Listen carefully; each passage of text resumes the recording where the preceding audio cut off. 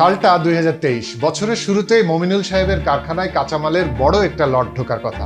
চীন থেকে কাঁচামাল এনে ইলেকট্রনিক্স জিনিসপত্র বানান তিনি। পোর্টে জাহাজ চলে এসেছে, ডলার দিয়ে কাঁচামাল খালাস করতে হবে, কিন্তু ডলার পাচ্ছেন না কোথাও।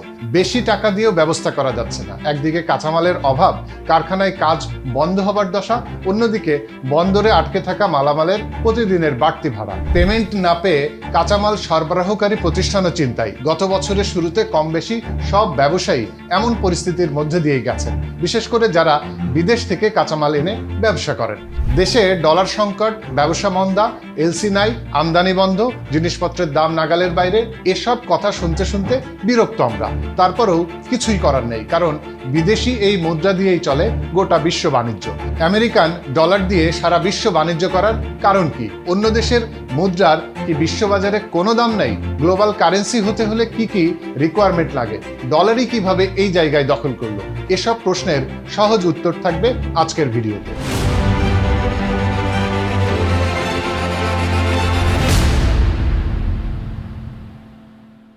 শুভেচ্ছা সবাইকে।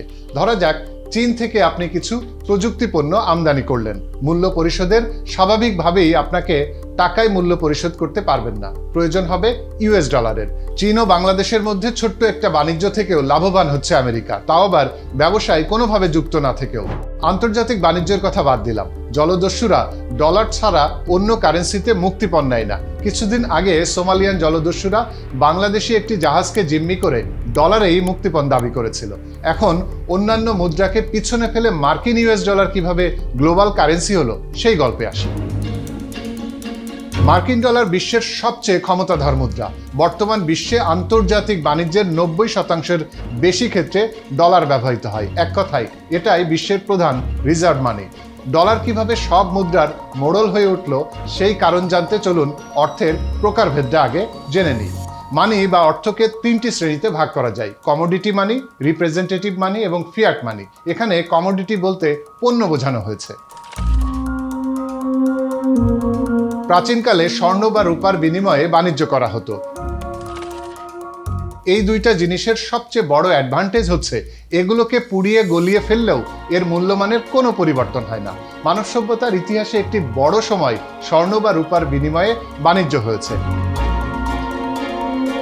ইউরোপে প্রথম কাগজে মুদ্রা ছাপানো শুরু হয়, যেটিকে বইয়ের ভাষায় বলা হচ্ছে রিপ্রেজেন্টেটিভ মানি। খালি চোখে কাগজে মুদ্রার কোনো দাম নেই, মনে হবে স্রেফ একটি কাগজের টুকরা। কিন্তু এই কাগজে মুদ্রার মাধ্যমে যখনই স্বর্ণের দাম নির্ধারণ করে দেয়া হলো, তখনই সাধারণ কাগজের টুকরাটি হয়ে ওঠে অসাধারণ। সেই থেকেই মজুতকৃত স্বর্ণ ও ছাপানো কাগজের মুদ্রার মূল্যমান সমন্বয় করে আসছে প্রতিটি দেশ। এভাবেই কমোডিটি মানি ও রিপ্রেজেন্টেটিভ মানির মধ্যে একটি নিবিড় সম্পর্ক তৈরি হয়। এবার আসি আসল ব্যাখ্যায়। ডলার গ্লোবাল কারেন্সি হয়ে ওঠার মূল কারণ ছিল দ্বিতীয় বিশ্বযুদ্ধ। সে সময় সামরিক সরঞ্জাম আর রসদ কিনতে ব্রিটেন সহ অন্য সব মিত্র শক্তি নির্ভর করত যুক্তরাষ্ট্রের উপর। দ্বিতীয় বিশ্বযুদ্ধে অংশ নেওয়ার আগ পর্যন্ত মিত্রদের কাছে স্বর্ণের বিনিময়ে সামরিক সরঞ্জাম ও রসদ বিক্রি করেছে যুক্তরাষ্ট্র। এতে করে যুক্তরাষ্ট্রের স্বর্ণ মজুদ বেড়ে যায়। যখন বিশ্বের মোট মজুতকৃত স্বর্ণের প্রায় 3/2 যুক্তরাষ্ট্রের দখলে। এই পরিস্থিতির টের পেয়ে 1944 সালে মিত্রপক্ষের 44টি দেশ মিলে একটি সিদ্ধান্ত নেয়। সিদ্ধান্তটি হলো মার্কিন ডলারকে ইচ্ছামতো স্বর্ণে রূপান্তরিত করা যাবে। উদ্দেশ্য ছিল বিশ্ব অর্থনীতিকে অন্তত কিছুটা হলেও উন্মুক্ত রাখা। 1950 ও 60-এর দশকে যুদ্ধের ধকল কাটিয়ে পশ্চিম ইউরোপীয় দেশগুলোর অবস্থা ধীরে ধীরে ভালো হতে থাকে। সে সময় তারা নিজেদের মজুতকৃত মার্কিন ডলারের বিনিময়ে যুক্তরাষ্ট্রের কাছ থেকে স্বর্ণ কিনতে শুরু করে। এতে মার্কিন স্বর্ণ মজুদ কমতে থাকে।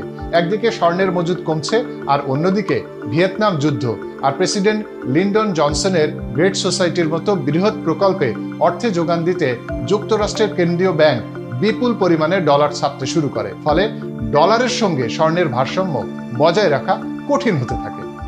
প্রেসিডেন্ট নিক্সন ক্ষমতায় এসে একটি যুগান্তকারী সিদ্ধান্ত নেন। 1971 সালে নিক্সন ঘোষণা করেন, এখন থেকে মার্কিন ডলারকে আর স্বর্ণে রূপান্তর করা যাবে না। I have directed Secretary Connally to suspend temporarily the convertibility of the dollar into gold or other reserve assets, except in amounts and conditions determined to be in the interest of monetary stability and in the best interest of the United States.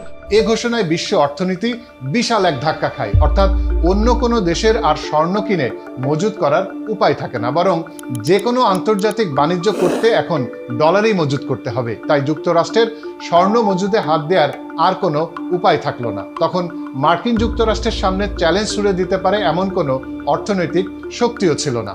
এ ঘটনাকে Nixon শক নাম দেয় media.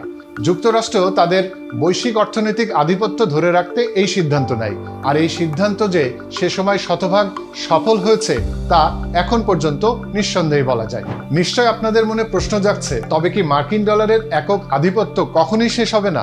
সম্ভাব্য বিকল্প হিসেবে euro, চীনা ইউয়ানের কথা প্রায়ই উঠে আসে, তবে আমাদের মনে সবচেয়ে বেশি সম্ভাবনা জাগায় ক্রিপ্টোকারেন্সি। ক্রিপ্টোকারেন্সি হলো এমন এক ধরনের ডিজিটাল মুদ্রা যেটার উৎপাদন, সংরক্ষণ কিংবা বিনিময় প্রক্রিয়ায় কোনো প্রকার সরকার বা ব্যাংক যুক্ত নয়। এটি বিকেন্দ্রীকরণ প্রক্রিয়ায় কম্পিউটার নেটওয়ার্কের মাধ্যমে কাজ করে।